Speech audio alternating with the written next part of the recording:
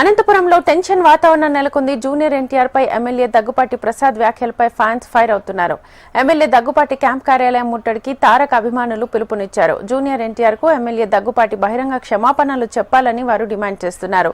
MLA Daggubati camp కార్యాలయానికి తరలివస్తున్న fans ను ఎక్కడికక్కడ అరెస్ట్ చేస్తున్నారు పోలీసులు.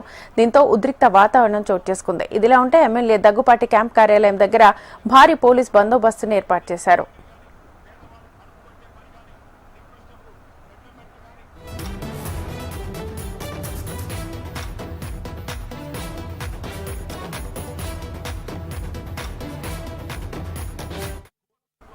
రెటిక అనంతపురంలో టెన్షన్ వాతావరణం నెలకొంది. జూనియర్ ఎన్టీఆర్ పై ఎమ్మెల్యే దగ్గుపాటి ప్రసాద్ వ్యాఖ్యలపై ఫ్యాన్స్ ఫైర్ అవుతున్నారు.